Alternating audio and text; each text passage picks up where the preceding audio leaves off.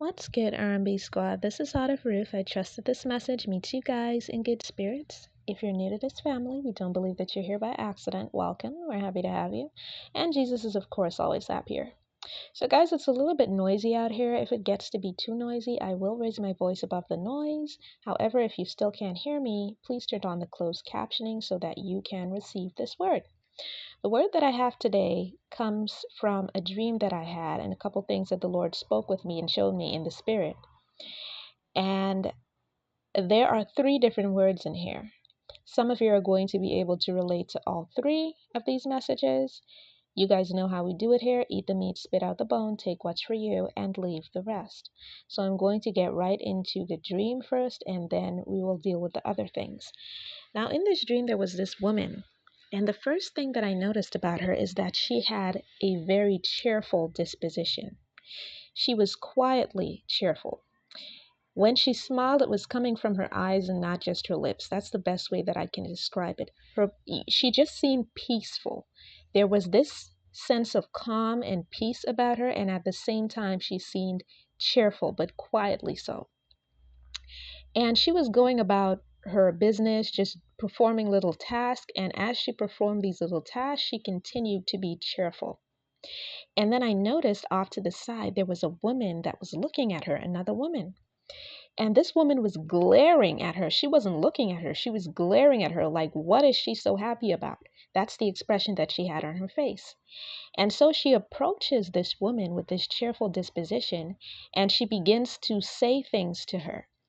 And I could not hear exactly what she was saying, but from her mannerism and from her body language and the way the Lord put it in my spirit, I knew she was saying things to that woman to try to irritate her, to get under her skin, to stop her from being at peace and to stop her from being so cheerful. But this woman, the woman who was cheerful, she just ignored her and kept doing her task and went right on being cheerful. So when this second woman, who was trying to create the drama, realized that what she was saying wasn't holding any weight, she decided to do something else. She tried a different approach. So she gets in front of this woman and tries to stand in the woman's way. And the first woman with the cheerful disposition, when she does that, when she stands in her way, the first woman looks at her with this, she just gives her this look. She doesn't say anything, but she gives her this look like nah, don't do that. Don't ever let it come to that. That was the look, like, I'm not even playing with you. Don't even let it come to that. And the minute she looked at that woman like that, the woman just stepped out of her way. She just stepped aside. But she continued to say things to try to irritate her. But the woman with the cheerful disposition, no matter what she said to her, she ignored her and went on about her business and continued to perform her tasks. And eventually, the woman who was looking for the trouble, she just had to leave because she realized that what she was doing was not working. And that was the end of the dream. So now let me get into the interpretation. For some of you whom this is for those of you whom this is for, you are at a point in your life where you have the joy of the Lord. The joy of the Lord is your strength, and your peace is coming from Him. And there are people looking on from the outside who do not understand this because they don't have any concept of it. They don't understand that there is such a thing as a joy that cannot be removed, and a joy that has a source that is unending because it is not from something that is worldly. The joy that you are experiencing, the peace that you have, the sense of calm that you have, does not come from anything in this world. It really, truly comes from the Lord. And these people have no concept of that. All they know is that they can see you cheerful and they can see you happy and at peace, and that annoys them to no end. So because they are not at peace, they are now going to try to disturb your peace. And then another thing that is irritating them is this. They don't know exactly what's going on with you that has you so peaceful. See, you're the kind of person, 5 different things that are amazing could have happened to you in the same week, and you would quietly celebrate with the Lord and you would say not a word.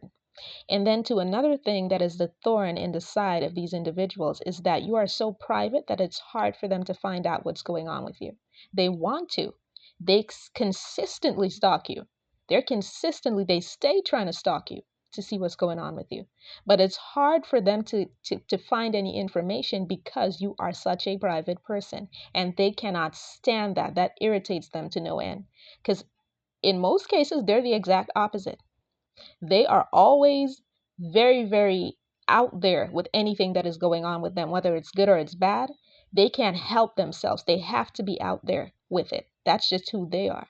But you, on the other hand, nobody ever knows what's really going on with you because you are such a private person. And they can't stand that because it makes it hard for them to mind your business when really they should be minding theirs. And another thing that God put in my spirit to get this point across is David and Saul, the story of David and Saul. So now David was minding his own business, walking in his anointing and waiting to become king. And it wasn't David's fault that God chose him to be king. God chose him to be king because of his heart, because God said, "This is a man after my own heart." He saw David's heart and he knew that no matter what, even though David was not perfect, he was always going to end up doing his will. He was always going to end up seeking the Lord. And that is what God wanted in a king. Saul didn't have that. Saul did not have that kind of humility. And it was Saul's own heart that got him booted out of his position. But he didn't see it that way. He saw it as David being the problem. And so, because he was so jealous of David, he made himself a revolving door for demonic activity. So the demons attached themselves to him because of his jealousy. And it got to a point where he was so enraged that he wanted to unalive David. And it was David's very peace that calmed Saul.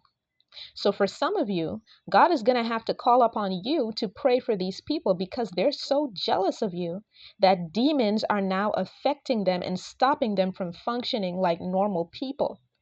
And the demons are troubling them so much, it is going to become visible to people around them. And word may get back to you, and you may have to pray for these folk. You may have to pray for them so that they can find some peace. Because right now they allow their jealousy of you to fester so much that they are troubled by demons that attach themselves to them because of the jealousy. And what that is going to look like is that they're going to come and try to disturb your peace. They're going to try to say things and do things to see if they can irritate you. And honestly, from the look that that first woman with the cheerful disposition gave to the other woman when she tried to get in her way physically, she looked at her like, don't do that. Don't let it come to that. Some of these people, in actual reality, better be thankful that you chose peace and that you know the Lord, because they would be swallowing their teeth. Let's just keep it all the way 100. But you chose peace, and you chose to mind your business and serve the Lord and be cheerful. And they are bothered even by that. Even by that. And this is how you know who these people are. This is how you identify them. Many of them are the people that never have anything good to say when they talk to you or when they talk about you. Some of them don't have the privilege of speaking to you, so they are always saying bad things about you. There are the people who are in secret competition with you, trying to outdo you. You're not even paying attention to them and what's going on with them, but they're constantly trying to compete with you. They're constantly trying to see how they can undermine you, how they can do things to see if they can pull you down. They're the ones that are trying to throw shade, and you're just like, you're not even paying them any mind. You are so in your own little world, enjoying your relationship with the Lord and enjoying the way He's blessing you, that you don't have the time to focus on these people. But they're over there seething in rage because of your peace and your contentment, not realizing that the source of their problem is not you. They keep thinking that it's you, or it's this and it's that. And the thing about these people is this: the source of their problem, the root of their problem, is discontentment and a dislike for who they are. They don't even like themselves, and that is why they can't find any peace. They keep fixating on other things and other people and thinking this is the problem, that's the problem, if this would just go away, if that person would just go away, if that person just didn't exist. When in reality, if God were to give them $1 million tomorrow, they would still find a reason to be mad. Because it's not about what they think they need or who they think needs to get out of the way for them to be happy. They are in their own way of peace and happiness because they're discontented with who they are. And only God can fix that. And the only way he can fix it is if they would allow him to. So there's that. So ignore these people. Expect that they're going to come and try to disturb your peace.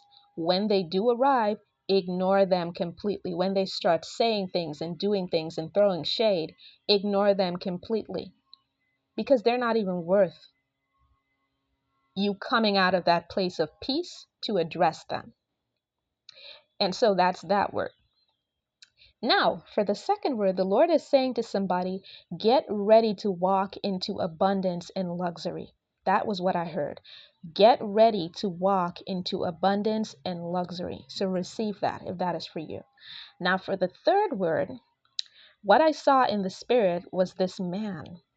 And the man he was holding a spear in his hand, so it looked like he had just come out of some sort of battle or something. He looked like he'd been in a battle, but it also looked like he'd won. So he had this spear in his hand. And I was able to understand what the man was thinking. I got insight into his thoughts as he stood there. And he was thinking of this woman. There was this woman on his mind. So it's like he had come straight from this battle. He was holding this spear in his hand, and he was headed straight to this woman. His thoughts were fixated on her. And now, the way the Lord showed it to me, sis, if this is your man, this man loves you so deeply. And he is striving. He is eager to make you his wife. He's striving toward it. Just the thought of it makes him so happy and fills him with so much joy. And he is doing everything he can.